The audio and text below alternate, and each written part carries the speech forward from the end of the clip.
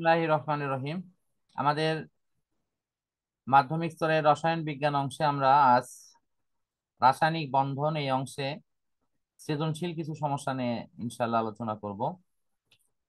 তো এই অংশের পঠিত যে বিষয়গুলো পরীক্ষায় মূলত আসে তার আমি একটি মোটামুটি আলোচনা এখন করছি এবং তার পরবর্তীতে এইগুলোর ওপর ক্রমান্বয়ে ধারাবাহিকভাবে আমাদের আলোচনাগুলো থাকবে।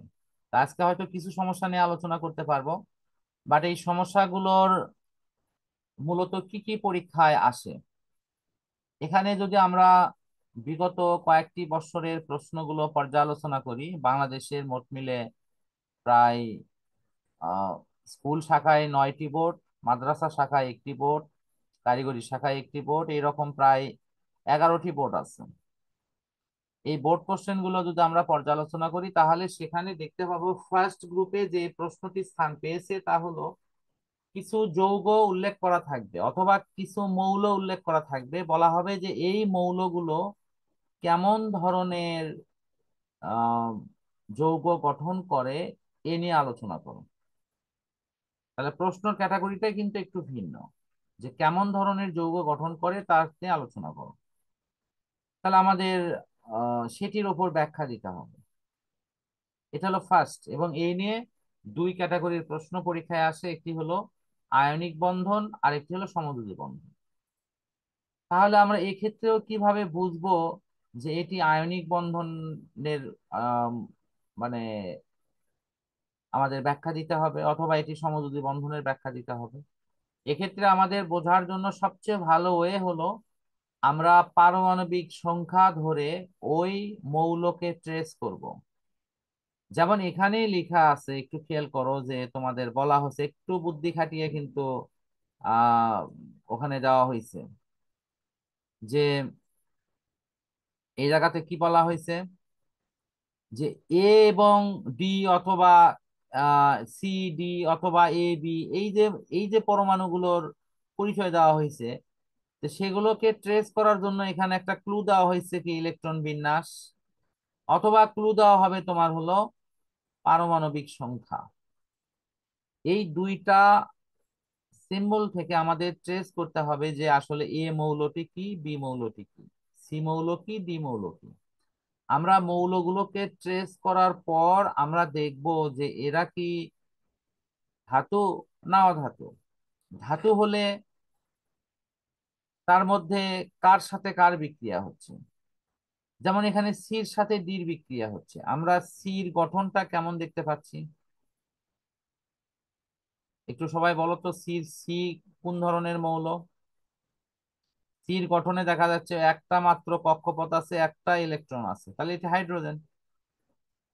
আবার এখানে ডির ডির গঠনে দেখা যাচ্ছে হলো তোমার অনলি দুইটা কক্ষপথ আছে, এবং সেখানে 2s2 2p5, তার মানে 1s2টা কিন্তু এখানে লেখা হয়নি। তার মানে হলো এটা তোমার 9 নম্বর মৌল। 9 নম্বর মৌল মানে এটা ফ্লোরিন, তার অর্থ হচ্ছে হাইড্রোজেন ফ্লোরাইড। এটা একটা এসিড। তাহলে এই এসিড এটি সমযোজী হইলেও এটা জলীয় দ্রবণে কিন্তু আয়নিত হয়, আর আয়নিত হলে সে বিদ্যুৎ পরিবহন করবে। আমরা এর ব্যাখ্যাটা দেব। ওকে, আচ্ছা, প্রথমে গ নম্বরে যে মৌল যে এটা দেওয়া আছে, গ্রাম পরমাণু সংখ্যা নির্ণয় করা এ এবং বি দ্বারা গঠিত। দেখো রসায়নে কিন্তু এই যে এ দ্বারা গঠিত, বি দ্বারা গঠিত এই সি মৌল, এইগুলোকে ট্রেস করতে পারাটা কিন্তু সবচেয়ে গুরুত্বপূর্ণ। আমি এ এবং বি কে ট্রেস করার ক্ষেত্রে কেউ আমাকে হেল্প করতে পারো কি, এ এবং বিটা কোন ধরনের মৌল হবে? এনিওয়ান, কেউ বলতে পারবা?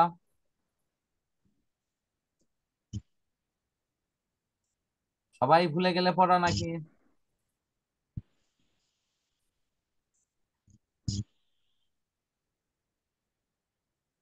আচ্ছা, আমি একটু হেল্প করি।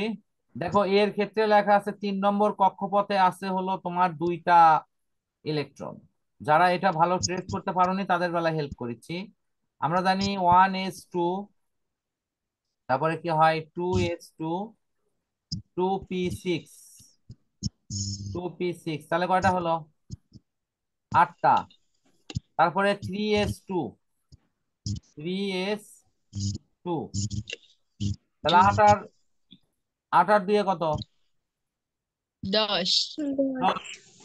তাহলে 1s2, 2s2, 2p6, 3s2, তাহলে এটা যদি 10 হয় তাহলে এটা তো নিয়ন।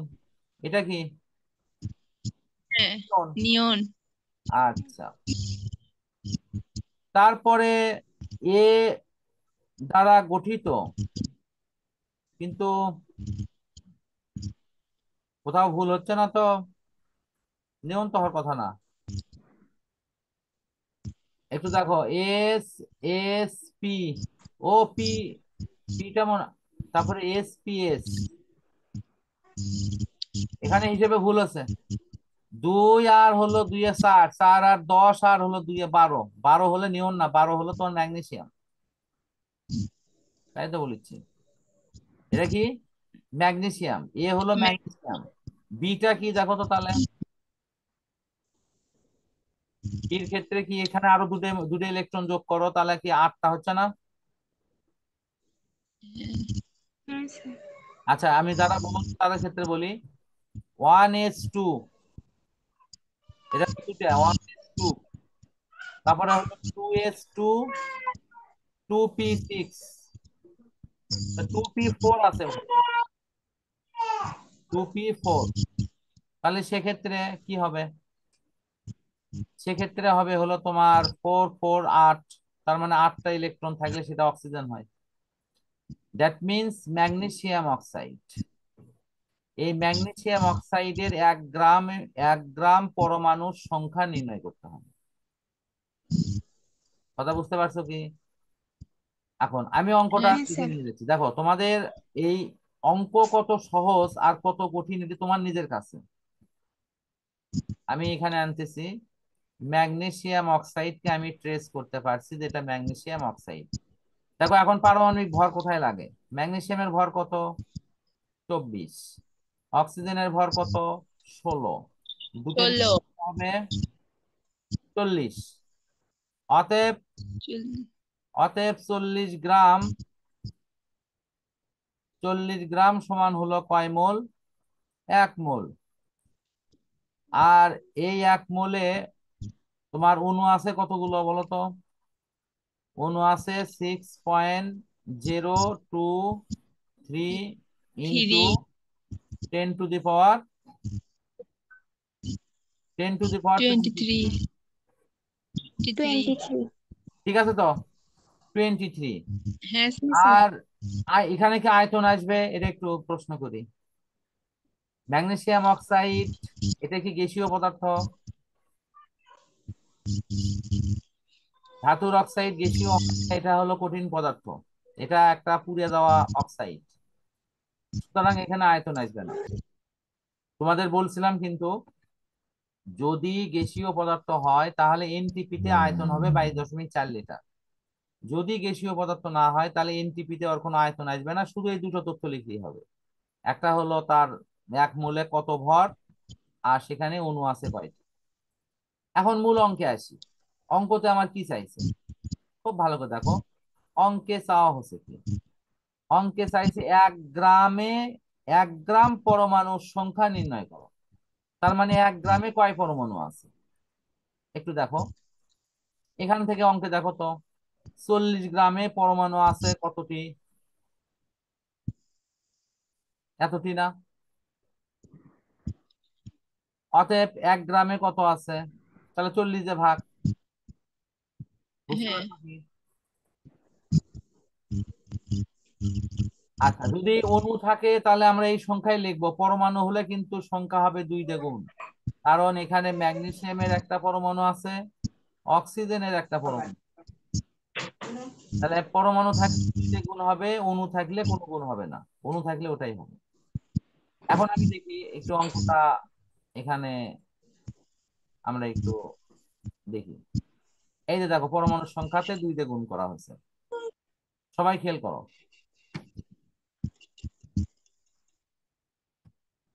এই জায়গাতে দেখো ভর লেখা আছে 40, যোগে পরমাণুর সংখ্যা হলো 2টি, সেই জন্য পরমাণুর সংখ্যার বেলায় এই যে 2 গুণ করা হয়েছে।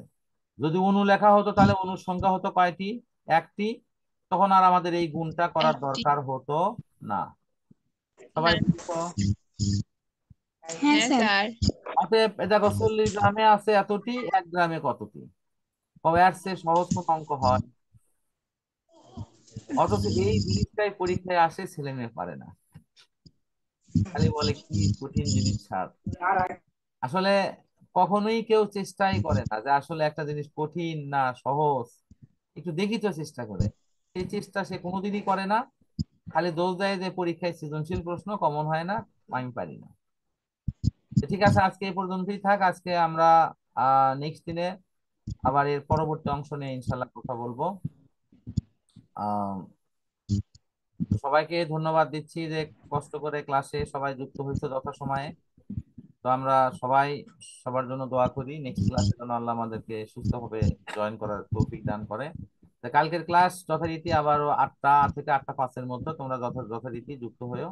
প্রথম ক্লাসে যুক্ত হবা ID 2-এ, আর সৃষ্টি পেপার সেকেন্ড অংশে যদি ক্লাস করে তাহলে ID 1-এ। মনে হয় তোমাদের ম্যাথমেটিক্সে লিখে দিয়েছি। ঠিক আছে, আল্লাহ হাফেজ। আচ্ছা। আসসালামু আলাইকুম। ওয়ালাইকুম আসসালামু আলাইকুম। ওয়ালাইকুম সালাম।